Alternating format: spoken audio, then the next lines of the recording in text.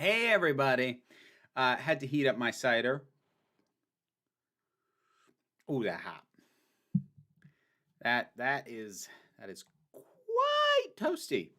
Yes. Which side? There it is. Green Mountain Cabaret. That's the stuff. Sister tested positive. Oh, for COVID, I'm assuming. Yeah. Yeah. Am I getting drink this time? I mean, I will be having a drink. As I mentioned, I have warm cider here. Actually, a little bit too hot, so I'm just going to cool it down with a little bit of water. There we go. That should get it nice and cooled off in just a little while. Good morning or guten Morgen from Germany. How am I doing? I'm okay. I about an hour ago got back home from seeing the Eternals. So I need to shoot my review after the live stream. It was pretty good, honestly. I think I get why it's divisive, but like I dug it for the most part. Yes, I know what you meant to say, Ms. Wicked Wolf. I'm messing with you. You should recognize it. You do it enough. Now it's Irish. Irish cider. Ha ha! You have questions? I love questions. Fire away with questions. No spoilers? No. Don't worry, Brody. I'm not. This isn't the review. I try not to spoil things during the live stream. That said, if Doctor Who comes up, that's probably going to be talked about pretty openly. So there's your warning on that. But no, I'm not gonna talk specifics about the Eternals. Ship you some warm cider. I would happily do so if I could be sure it would arrive as warm as this currently is.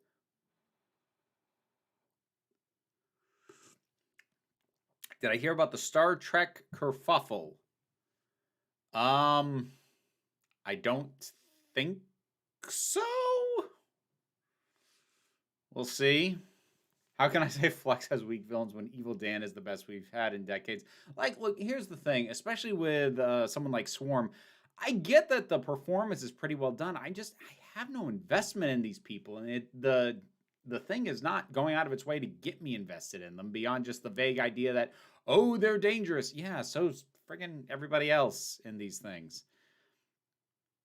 The last movie you watched is now your life story. Well, then my life story is Eternal. So there you go. In my video for Series 13, I'm linking to your video on Lily Kate and the BBC, though my content seems to have scared off the entire internet, so I also shared it on Facebook.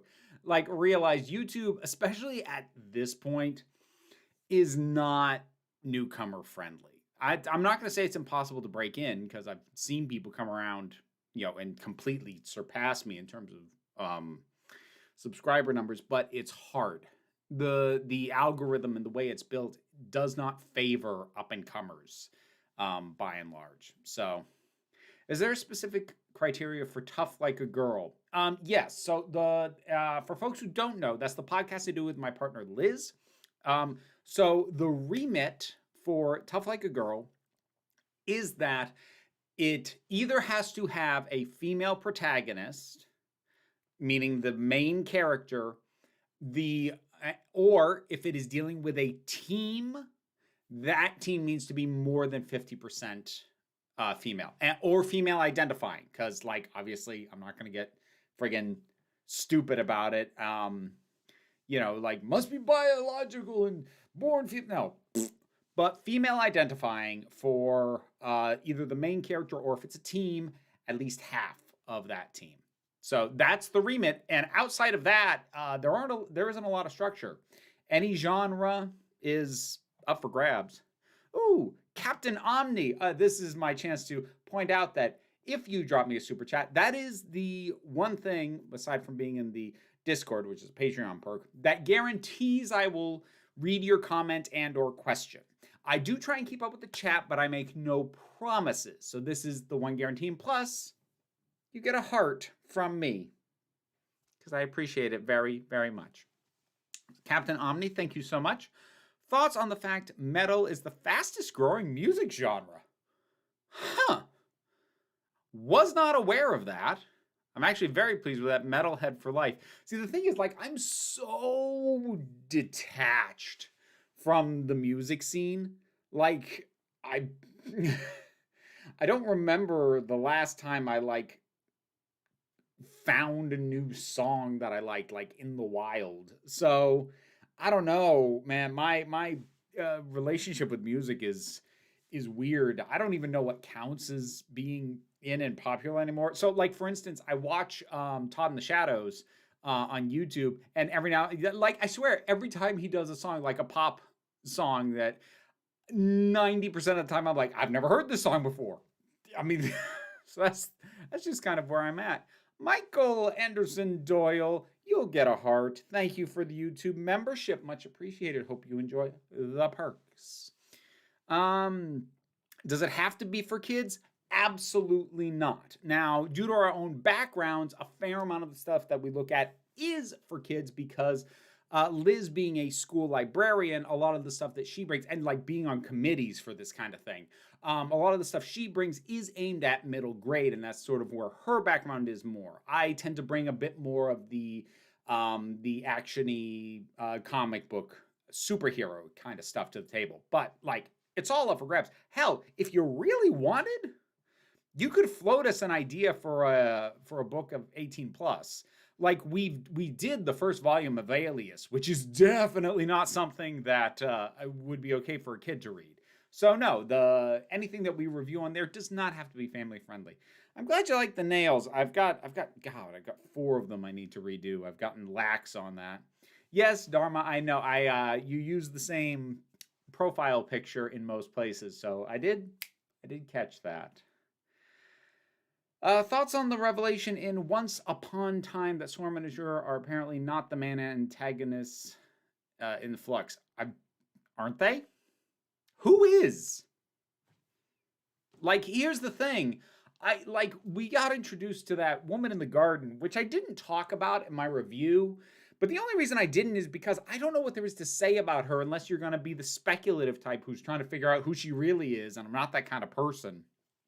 But unless you're claiming it's her, like, what is the main threat? Because the Flux doesn't seem to be the main threat. Swarm and Azure, maybe? If it's this other woman, then we've just got a cavalcade of too many friggin' villains, especially given that we had a completely self-contained story, or almost completely self-contained story, where the Sontarans were the villains, and it looks like we're going to get that with the Weeping Angels next time. Like, what is the overall thing about? I'm not sure it has picked one thing. I think it has picked about 5 things and doesn't know which it is. And I know people are going to say to me, well, wait to the end and maybe it sorts out. And maybe it does, but right now it's a mess. And even if it does by the end, I will still say that it was a rough ride getting there. Slashy. That's an interesting name. Thank you very much for the super chat. Much appreciated. Thank you for providing a great essay that covers why episodic focused series can still have amazing storytelling. Thank you. Like, I feel like episodic gets really unduly slammed. It's this idea that it's unsophisticated, and it doesn't have to be. And I think it's pretty telling that even on things that are more serialized, it's not uncommon for best episodes to be something more self-contained. I mean, to take Doctor Who, which has been largely episodic, but what is one of the most beloved episodes of the entire modern era? It's Blink, which in no way ties into overarching stories, not even slightly, not even as a background element. It is 100% self-contained. Episodic can be amazing. I think it was just the standard for so long that people sort of took it for being basic, I guess. My recommendation for Tough Like a Girl is Seconds by Brian Lee O'Malley. I feel like I might have heard of that. Hang on. I'm going to Google that real quick, and I feel like I'm going to recognize the cover. Give me a second. Brian Lee O'Malley. Here we go. I have definitely seen that cover before. I don't know if that's on the docket. Because we've got like a long list of stuff that we'll get to eventually, maybe, if we do the podcast for like 10 years. We only do one episode a month. Jeez. Captain Omni came back again with another super chat. Thank you very much. This one, I'd recommend Beast in Black for a good recent metal band. Look up their song, Cry Out for a Hero. It's badass, catchy, and filled with 80s badassery. My relationship to metal is fairly light. The thing is that, like, there's occasional metal songs that I like. I think if I were to pick a genre that or a subgenre, rather, that I lean toward, it's probably folk metal. Because, like, I like Blind Guardian. Actually, quite a bit. That's about the most metal band that I have, like, more than one album from. So, I'm definitely, death metal's not my thing, man. But I do like, every now and then I can find a metal song that has the balance of just feeling big, feeling huge, and almost enveloping you in the sound, but that doesn't feel like it's trying to crush me. There's a fine line that I walk when it comes to metal. Ever seen or have interest in Josh Snare's and Adam Martin's videos overlooking the history of Doctor Who's missing episodes and viewing figures, respectively? I've seen some of Josh Snare's stuff. I haven't checked out any of Adam's stuff recently. I know there are other Whovians who do talk about the viewing figures, but the reason I don't talk about the viewing figures is because I don't fucking care. So I don't really watch other people talk about them. But Adam's a nice guy. I was on his podcast earlier this year. So, like, he's a good dude. I think it was earlier this year. Might have been last year. I don't know. I was on Everybody's Dead Day earlier this year, which he's on. Anyway, Star Trek was pulled off Netflix 2 days ago before the premiere of season 4. Like, all of Star Trek? Or Star Trek Discovery? Because Star Trek Discovery isn't on Netflix at all in the US. It's on friggin' Paramount Plus. So, are you talking about all Star... Was I saying Star Wars? I meant Star Trek. So, like... If we're talking all of Star Trek was pulled or just Discovery. Because if it's Discovery, that's business as usual for me over here. Recently, I saw a Rocky Horror Picture Show, and many people have said it is a trans-misogynist nightmare made by an actual TERF. I don't understand this. Oh, okay. So, there's a bit to unpack there. People who don't like the Rocky Horror Picture Show, who don't just claim that it's, like, gross and depraved or whatever, they have a tendency to feel that it depicts the most visibly queer person, that being Frankenfurter, as a violent, corrupting force, and they see that in and of itself as a negative thing. I push back on that assertion because while there is no question that Frankenfurter is the closest thing the thing has to a villain, ultimately, I mean, maybe riff a little, but it is at the same time a celebration. The film overall is a celebration of being weird, because everybody's weird. And, like, you could argue that Frank corrupts them, but, like, no. If you watch, like, these people have this in them. They're all at least a little weird. And so I push back on that interpretation. That having been said, I do understand where it comes from. As to people who claim that it was made by a TERF. So they're referring to Richard O'Brien, who wrote the original stage play and plays Riff Raff in the movie. I have not checked lately to see if he has said anything recent, because it was like a decade ago or so that he said something that basically amounted to he didn't view trans women as women. Now, it was not the combative, hateful language that we are seeing these days, especially out of the UK. And I don't think he's said anything more recent than that. He seems to have decided to keep his head down since then. So it's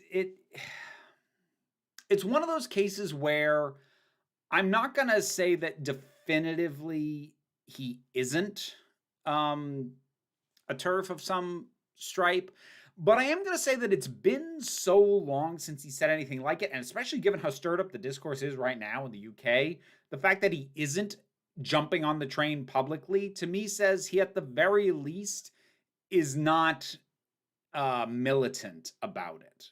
And you can decide how much that impacts your ability to enjoy the Rocky Horror Picture Show. So I missed a lot of questions that went by. Do I still go by Nathaniel Wayne these days? I only ever hear people call you Vera. I mean, I still answer to it. I go by Vera with more people more frequently. Definitely in terms of an online presence, it made more sense for me over time to basically narrow it down to Vera primarily as an online footprint. I mean, like, I still kind of consider the Vera Wild digital footprint to be a bit separate from Council of Geeks, but right now, really, the only thing that Nathaniel Wayne is tied to is my novel. And the rest of it, like, even if you look at the end credits to the videos these days, it now says presented by Vera Wild, written, directed, and edited by Nathaniel Wayne. So, like, I'm giving myself double credits. But I don't know. It's just, I think it's just been part of my general drift. I still don't consider Nathaniel to be a dead name. It's not a name I have a problem hearing. Just don't shorten it. Don't call me Nate. Don't call me Nathan. That will piss me off. So, but that's a pre-existing thing. That has nothing to do with dead name anythings. You were wondering what Chibnall's plan for Series 13, and he said, we decided to blow up the universe because the other option was just 6 self-contained episodes of people standing around in rooms. If that's what he actually said, and I'm like, it's not that I'm doubting you, it's just I am always going to preface when I have not, like, sourced this stuff myself. If that is what he said, that is one of the stupidest things I've ever heard from a writer. Because you're the writer of the show. You could have anything happen. And if you literally can think of nothing to do other than people stand around in the room or the universe explodes, then you are really bad at your job. You can't think of anything between those two extremes. Really. And again, I'm not saying he necessarily couldn't think of anything else, but if he said that, then he's putting forth a public image that he could think of nothing else, which is stupid. I'd recommend Skullduggery Pleasant for Tough Like a Girl. Valkyrie Kane is the main protagonist, and one I find rather unique in children's books. I've heard of Skullduggery Pleasant. Like, that's it. I know nothing else, just the name. Do I do squats? Sometimes. If I think to, if I remember to. That's kind of my attitude about exercise in general. To borrow a British phrase, if I can be asked. Sorry, if I can be arsed. Do people call me by my last name? Not if they want me to answer them. My thoughts on John Kent being bi. I'm all for more diversity in media as long as it's written well. So I'm both happy that we're getting a bisexual Superman. I'm also worried. Well, yeah, anytime there's new representation, we kind of should be worried because, like, here's the thing. I made a video, like, oh God. How long ago did the first Wonder Woman come out? 4 years ago? Something like that. 3 or 4 years ago. I made a video and I was talking about women-led superhero movies and how there was all this pressure put on Wonder Woman that while the movie was very good, there was this insane amount of discourse around it, which there was no reason for there to be, except for the fact that it was the first female-led superhero movie since frickin' Catwoman. So because there were so few examples, it had to carry so much more weight. And that's kind of where we're at with representation in general.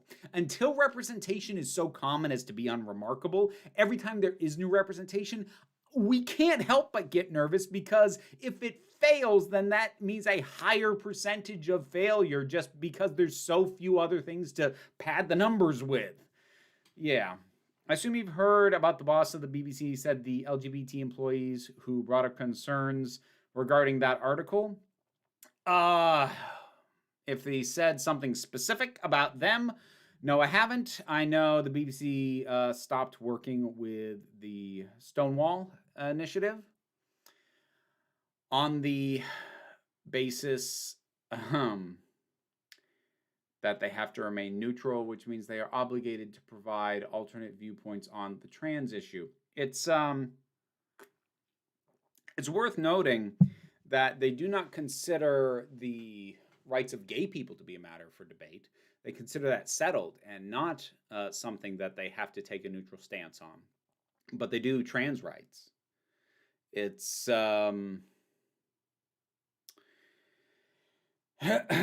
it's very telling. There's two things that are very telling. The first is that they're going to frame it as the rights of trans people as being a matter for debate in the first place, because they wouldn't take that position on the issue of, do Jewish people deserve rights? Do women deserve rights? Do gay people deserve rights? They don't treat it as like something that we have to show both sides of, but they do with trans people. So it immediately shows what they think about trans people in the first place. Then the other thing, and I pointed this out on Twitter, is that if the only way you can provide this other side, this alternate viewpoint, is with an article deceptively sourced from an incredibly small sample size, from an incredibly biased grouping of people that does not meet your own journalistic standards, and included someone who didn't live in the UK, who had a history of sex abuse despite the fact that the article was about sex abuse directed at women, and you interviewed a woman who has a history of sex abuse, and on top of that, it contains a flat-out, still today, contains a flat-out confirmed lie, because the article says that a number of trans women were reached out to and that none of them wanted to speak to the woman who wrote the article, which is a fucking lie, because Chelsea Poe was not only said yes, she was interviewed, she warned them about Lily Cade, and they did not include her comments, yet the article still says no trans women responded, which is a lie. So they felt that it was more important to present something, anything, to buoy this alternate view of trans people, that they put forward something that did not meet their own journalistic standards, contains provable lies. If that's what you have to put up to be able to put up anything that is on the other side of this debate, I think that's insanely telling. Because this was your opportunity to present the best case against trans people, and that's what you came up with. I try not to swear on the stream too much, but fuck BBC News.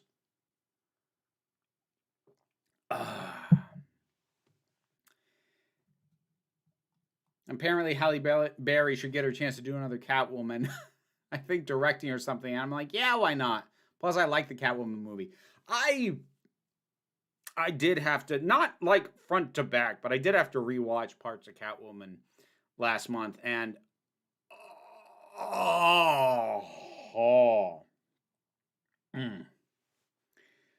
She added insult to injury, claiming queer people need to get used to hearing views they don't like. Yeah, I did read that.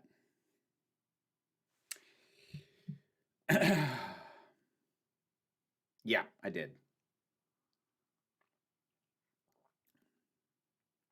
Do you like it when I call you sexy? I don't know. That's fine as long as you're not creepy about it. Sorry, you asked that question when I'm not quite out of the headspace of being pissed off. It's not the best time to ask me if I like being called sexy. I'm allowed to curse on my own stream. I know, but I try not to curse on this YouTube channel. I curse on the Twitch stream a bit. Beautiful when you're angry. Thank you. I'm glad somebody thinks so.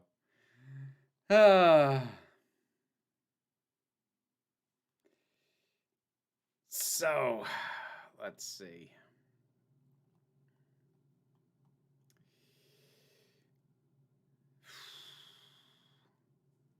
My 13th Doctor opinion is that Jodie's first real strong episode is Demons of the Punjab. I need to rewatch that. After Series 13 is done, I'll probably, well, maybe not immediately. I don't know. At some point, probably next year, I am going to pick up Take Two Doctor Who review again and tackle Series 11, because it's been long enough that it's worth revisiting at this point. Best thing one could say about Catwoman and Batman and Robin is it's not Batman v Superman. That's a low bar.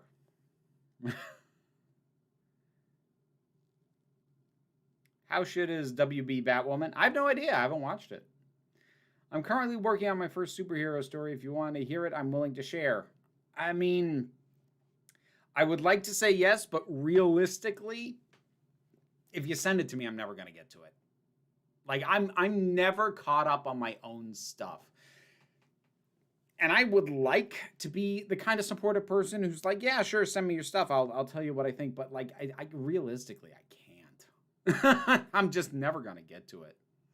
When Chibnall talked about people standing in rooms, I thought he meant because of COVID. Well, like, that's it. That is something that it's hard to know how much the shooting restrictions of COVID affected the kind of story he even tried to tell. It does make me wonder if this is part of why he leaned on something with so many heavy special effects so that he could basically green screen people into situations to try and cover for the shooting restrictions. I don't know if that's true, but it would explain a little bit. Charlie Hennessian Vaquedano. Butchered that, I am certain. Thank you very much for the super chat. Much appreciated. Do I think Doctor Who should explore some Eldritch, cosmic, Lovecraftian horror storylines? Yes, but carefully. So here's my thought on that. In general, yes. But first of all, the Doctor should never meet Cthulhu. That would be really stupid and fan-wanky. That having been said,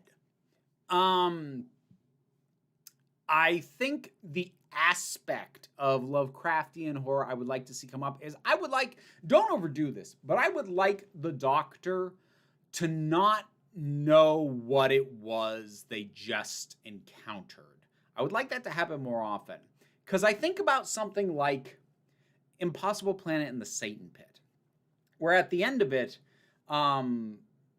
Rose, it's presented like it's the devil or it's the thing that inspired the idea of the devil or whatever. But Rose asks him, what actually was that? And the Doctor says, I don't know. Never did sort that out properly. And Rose kind of pushes him on it and he says, I think we beat it and that's good enough for me. And I kind of want some more instances where the Doctor can't completely figure out what it is that he just dealt with, what it wanted, why it was doing what it was doing, if it realized it was being harmful, if it cared. And the Doctor just doesn't know. I'd like to see that every now and then, at least. Have I seen Jojo Rabbit? I have. It's great. I did not intend to get a membership to Council Geeks after buying both books and subbing the Twitch stream. You are on a roll. I will say that. Whenever I hear Cthulhu, I immediately think of South Park. Oh, God. That episode happened back when I was still watching South Park. That was a while ago. I think one Doctor Who story implied that Lovecraft's biggest monster, not Cthulhu, was the Doctor. I groaned.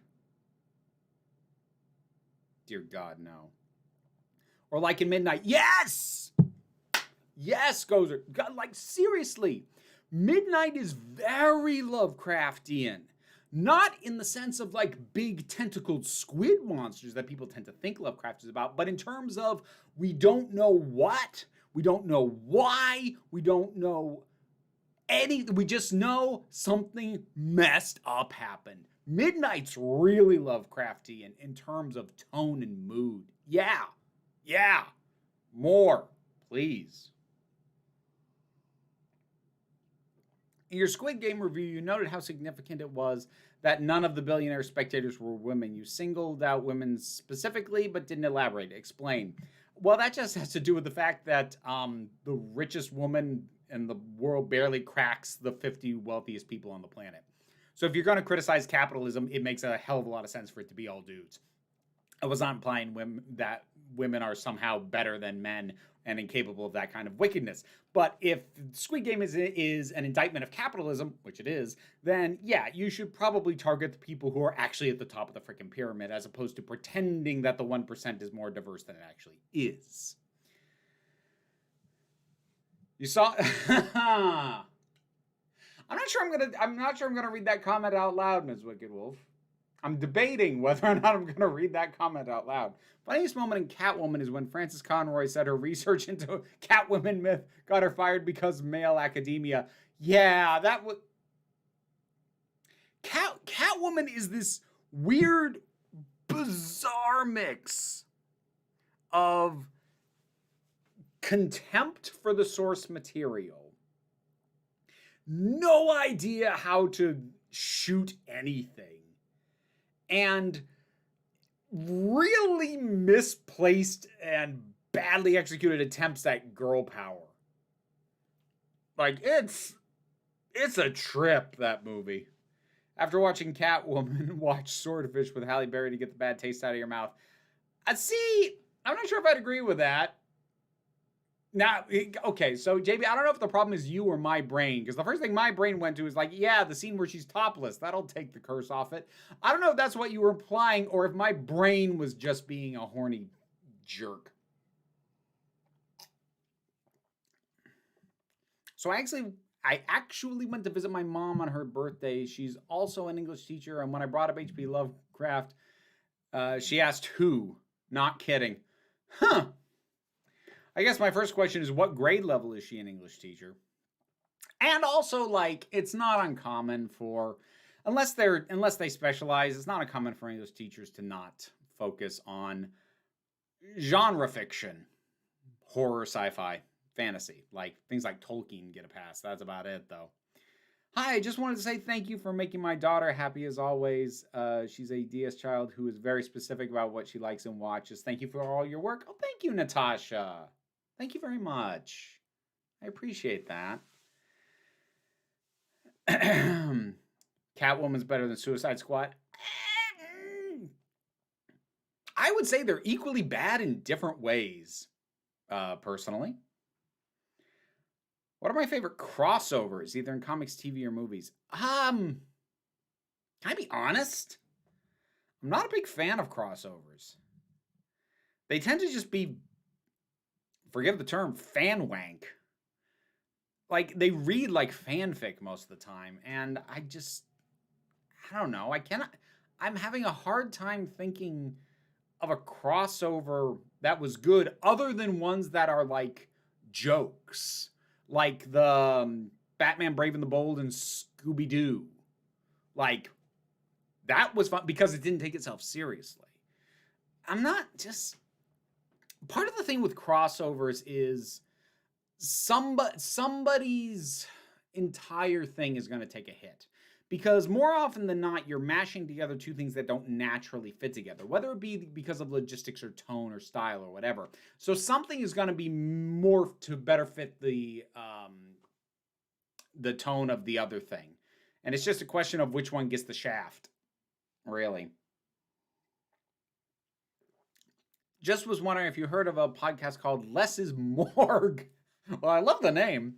It's an independent series following the dysfunctional life of a lesbian ghost and a non-binary ghoul. That would make for a dysfunctional relationship. What are some of my favorite animated series? The Max, Gargoyles, She-Ra and the Princesses of Power, Gravity Falls, Batman the Animated Series. There's a lot of good ones. Oh, John Vinyls. Thank you very much for the super chat. You get a heart. Why do you think Tolkien gets a pass from academia in a way that other genre fictions such as Lovecraft or Samantha Shannon do not? Basically because Tolkien himself was a professor and a history and linguistics nerd. So, you can talk about Tolkien and talk about the deep depths of his understanding and his mastery of language and creating languages and creating a history that feels real but isn't real. and bring in all of the, because like he approached talking about Middle Earth as if it was a real thing and he was an academic writing about it. So I think that sort of odd distancing effect that creates makes academics more comfortable talking about him. Catwoman and Suicide Squad are both better than Batman v Superman. Maybe? I haven't rewatched Batman v Superman other than a little tiny bit because I had to last month. But yeah, someone would have to pay me for that.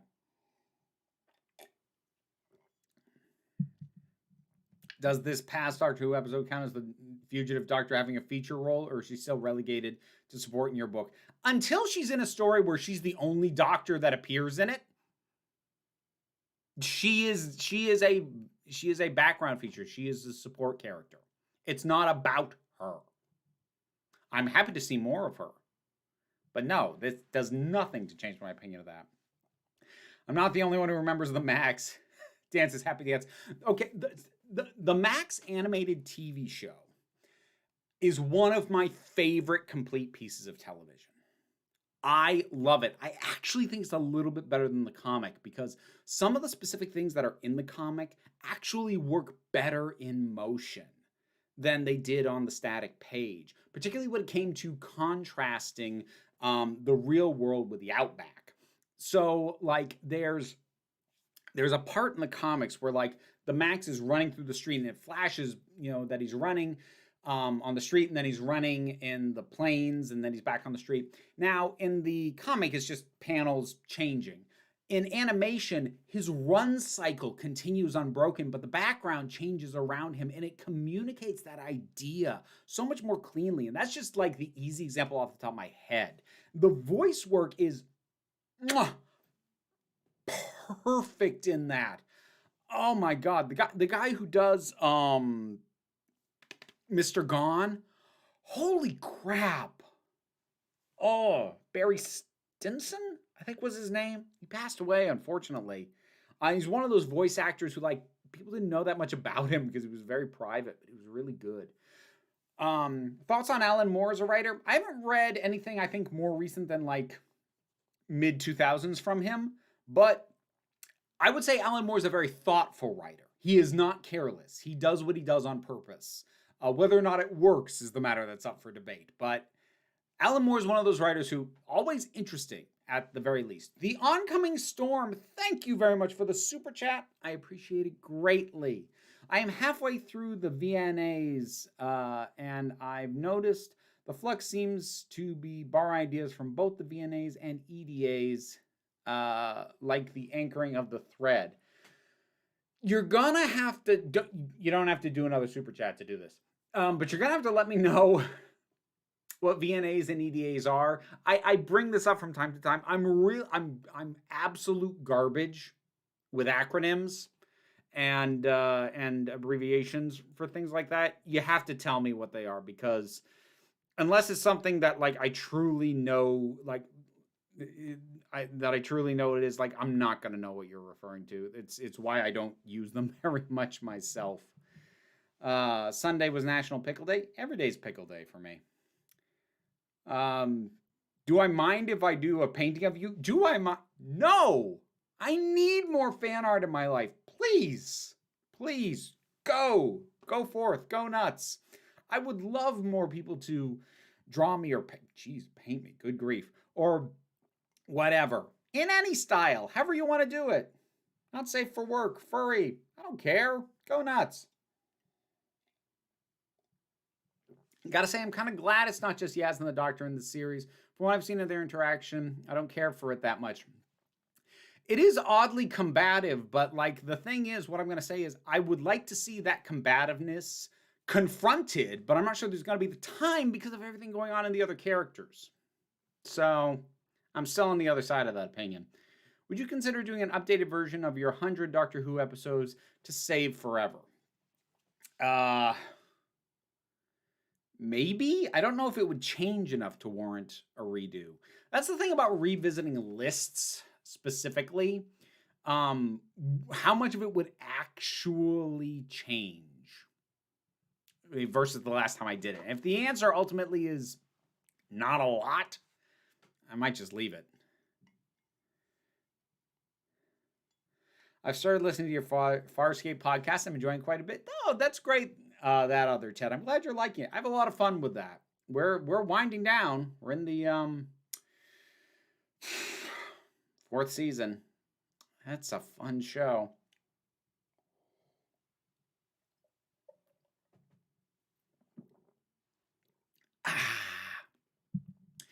Virgin New Adventures and the Eighth Doctor Adventures, books that filled the gap between classic and new Who. Thank you. Okay, so now let me go back to that question.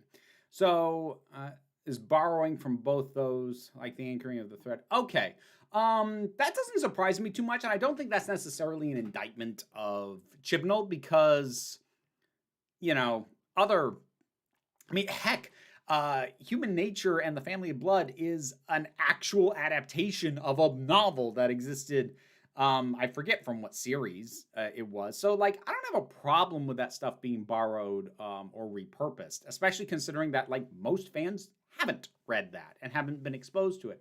It's kind of the same reason I don't have a massive problem with certain ideas being borrowed or repurposed from Big Finish either. I'd prefer they not just redo Big Finish stories. That said, Dalek was great, but Dalek was also handled by the same writer who handled the Jubilee, the original Big Finish. So, just wondering if you support an animated version of Doctor Who, Animatrix, Star Wars Visions. I mean, morbidly curious. I'd kind of like the live action series to get on better footing before we start talking spinoffs again. Diamanda Hagen did a short video recently about how the look of Candyman and Clive Barker's original short story was probably inspired by Colin Blake's Doctor. Huh. Interesting. Am I going to finish the miniseries? What, you mean the Flux? Yeah, of course I am. What do I think of the Metacrisis Doctor? I'm shocked that he hasn't been brought back. Because I had honestly, seriously assumed that half the reason to create the Metacrisis Doctor and put Rose off on a planet with him was to be able to later bring in David Tennant and Billie Piper at a later date and not have to account for the fact that they've aged so visibly. So the fact that that hasn't happened yet kind of surprises me. I'm not sure if you think the same way, but when Jodie Whittaker was pretending to be Ruth Doctor, I think she was honestly really strong in those 5 minutes. She was acting like the fugitive Doctor. I'm not sure her acting was actually that different. I just think the intercutting between the two of them created a little bit of the Kuleshov effect on you. What I remember about Return to Oz, I remember a talking chicken. I remember sand that kind of disintegrated people. I remember stop action Gnome King, and the egg was poisonous. There was a couch with a moose head. That's about it. New type JB Lee, thank you very much. Have a heart. Hello, hope you doing fine. Question: how come kid appeal characters are hard to execute well? Because look at the reception of examples like Dawn, Wesley, and Adric. Well, I think there's a number of reasons why they're really difficult to do. I think the first and the most fundamental is that they're not always necessary. There's this weird assumption, and I do think it's legitimately weird, that kids need another kid on hand to be able to relate to things. And that's just not true at all. And here's a good example from my own childhood. So I loved, it's still my favorite movie, Ghostbusters. And I loved the cartoon, The Real Ghostbusters. When it came out on disc, I bought the entire set. I have the box set. And I watched every episode. And there was one where they introduced the quote-unquote junior Ghostbusters. Now, I never saw that episode when I was a kid, but I'm watching it now thinking, You know what? When I was a small child, I wanted to be a Ghostbuster.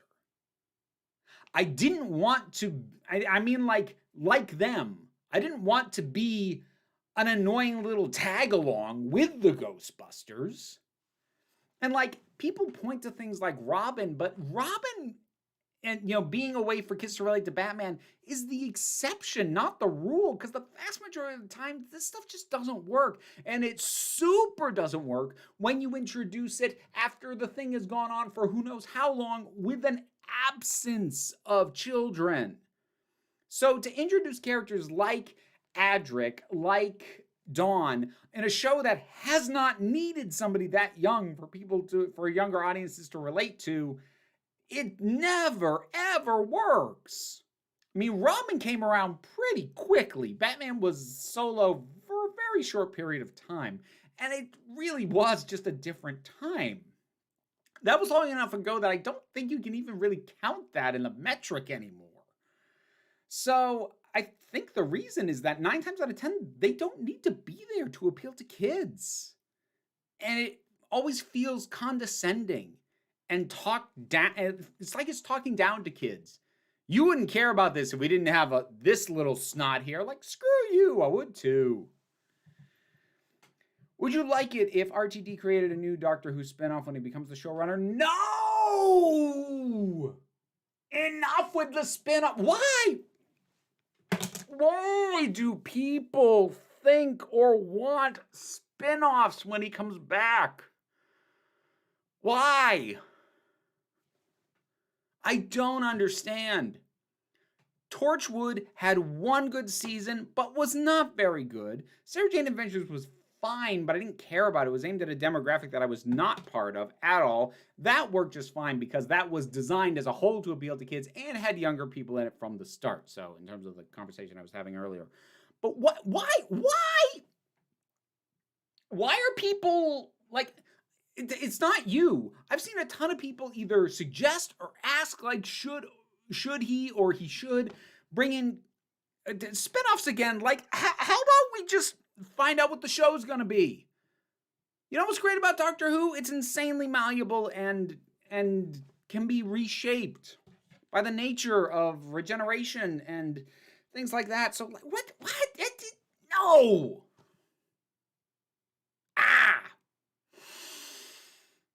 Hey. Glasses off, it's bad. Yeah, it's usually kind of a sign.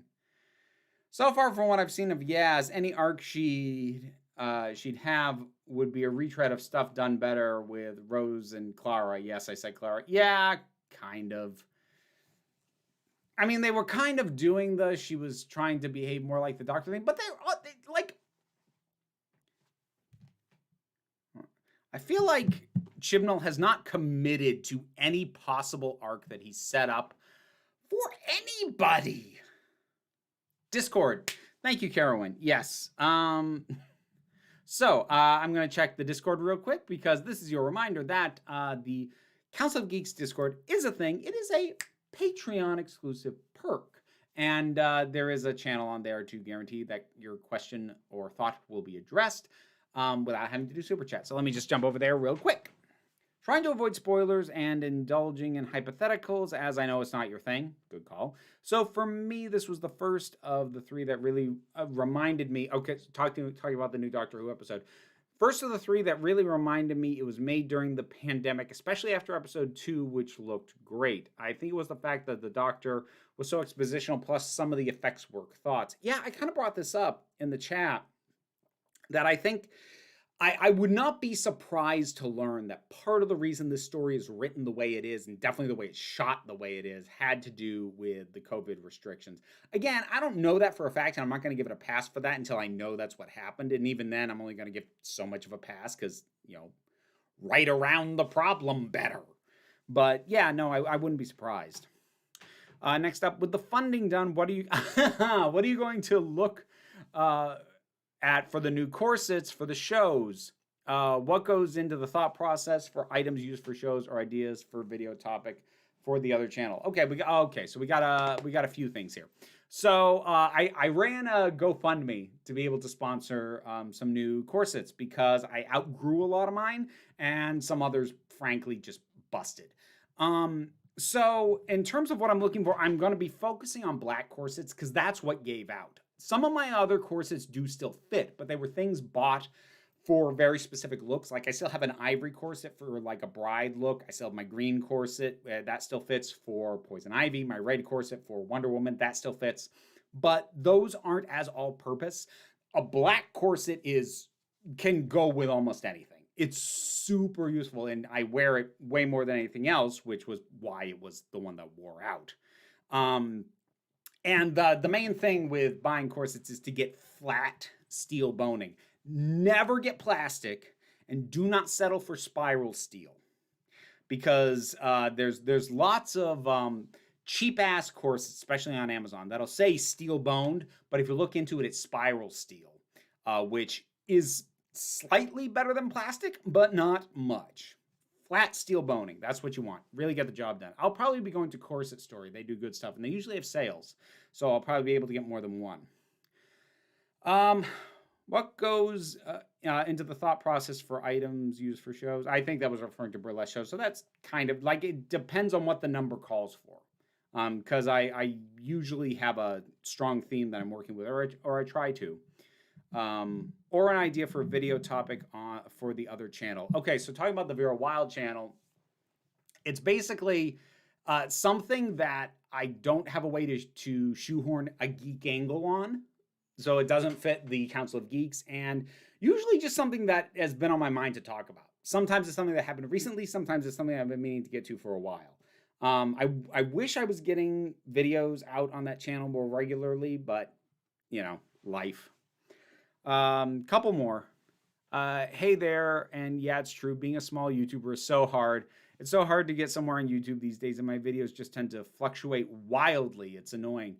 Yeah, that is unfortunately kind of the nature of the beast, especially at this point in time.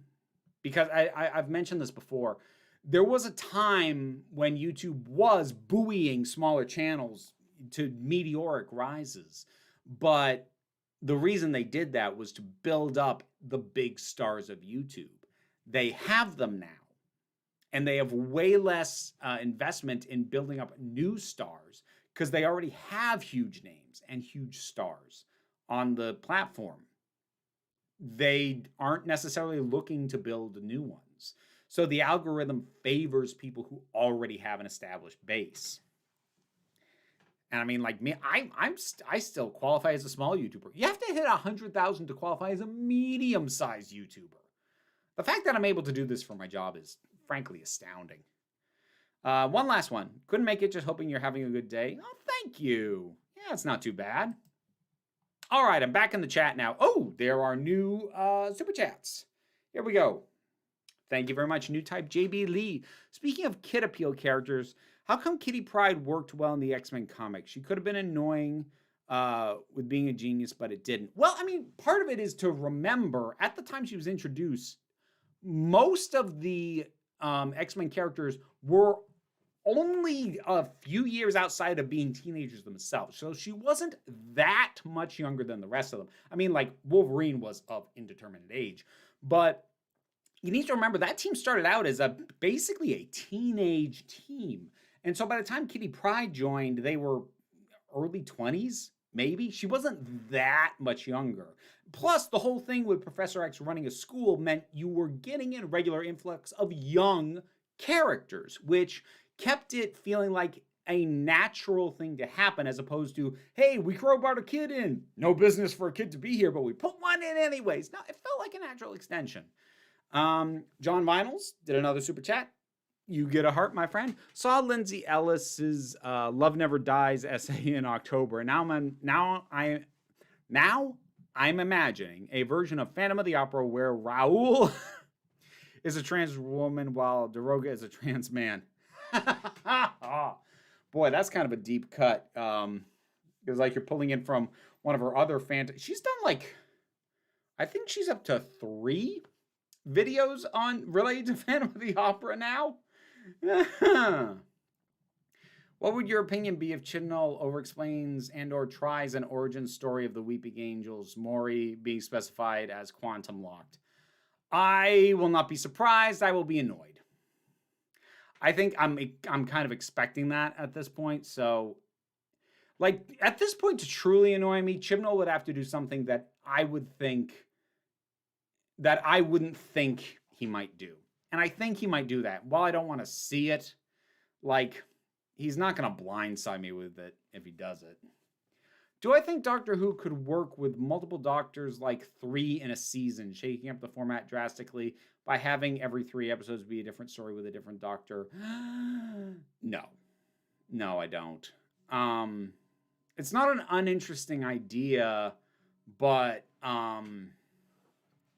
no, I really don't think that would work. Like, just make a good doctor.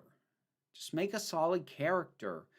There's no need to, like, and the thing is, it's super redundant. You'd be changing up the character, but, like, it's not like a more grounded show where you have where, like, theoretically, with something that was an Earthbound show, to have 3 different protagonists, like, to say, on different sides of the world, you could be telling different stories with each of them in different settings. But Doctor Who can already do that.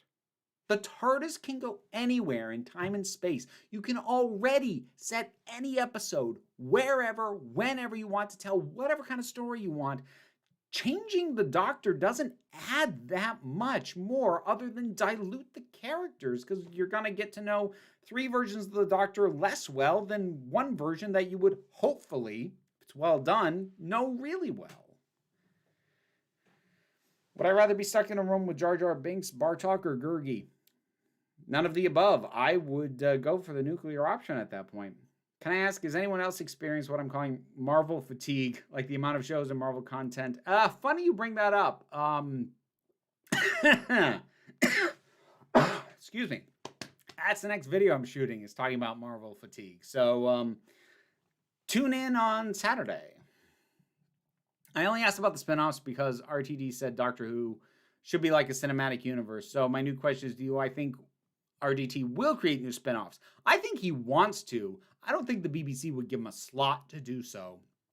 Not unless Doctor Who's viewing numbers go up significantly. This is the only context in which I will talk about the viewing numbers. Have I ever seen Extreme Ghostbusters? Not sure if you've seen it. I'm not sure I ever actually saw an episode of it. Like, I know it existed. I think I've seen the opening credits. I never actually watched it, though. Once Jodie's left the show, will I consider doing an updated Doctor's ranking list? Yes. Yes, I will. I do plan to do that once she's wrapped it up. Am I still writing new novel or sequel to Dreams of Fire? I am trying to get back into writing on a regular basis. Right now, I'm working on short stuff just to try and get back in the habit. And then I want to get back to... It is a novel. It is not a follow-up to Dreams of Fire, although I do have one of those in the works, and that will... and that'll be eventually. But I didn't want to do that as my next thing because I don't want to create the impression that I'm going to have like a regular release of books set in that world, because I won't live up to it. I don't want to become George R.R. Martin. Ha ha! She said, knowing full well she would never have that level of popularity. But yeah, I think you get my point.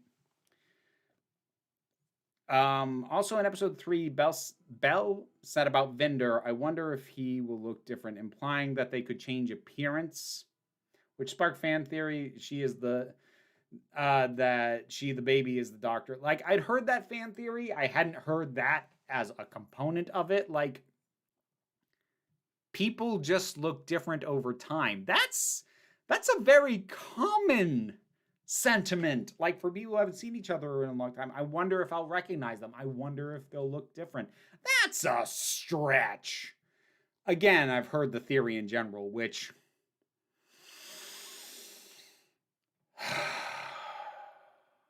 So help me if that happens, I'm gonna lose it.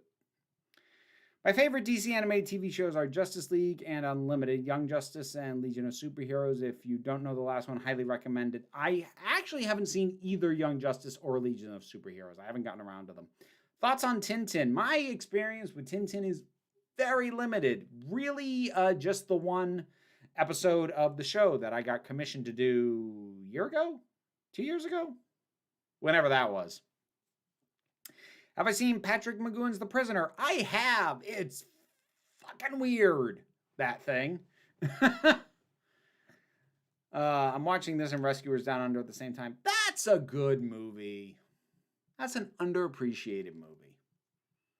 It's fun, action-packed, good music, good villain. It's a good movie.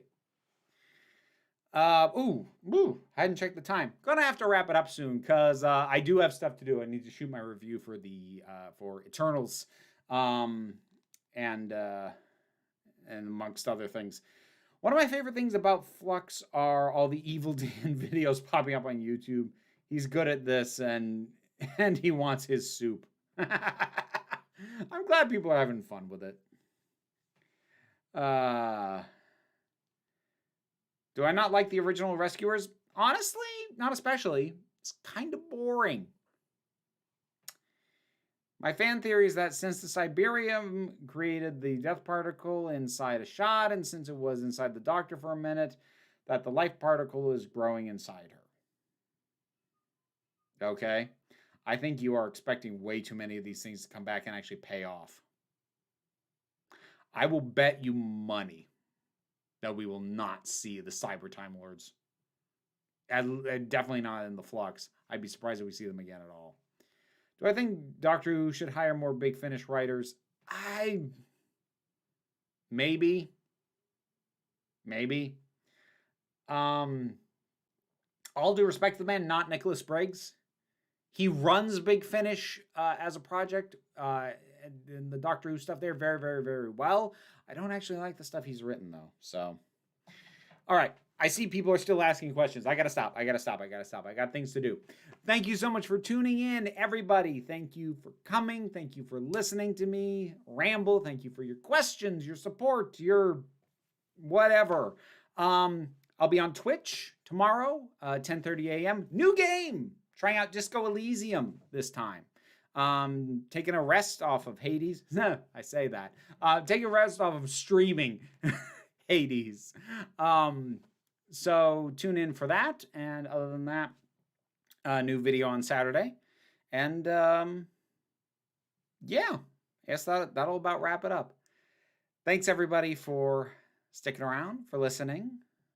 Be well, be safe, be kind, and remember that you are beautiful, you are valid, and you are loved. You're the council. I'm just running the meetings, and until next time, this council's adjourned.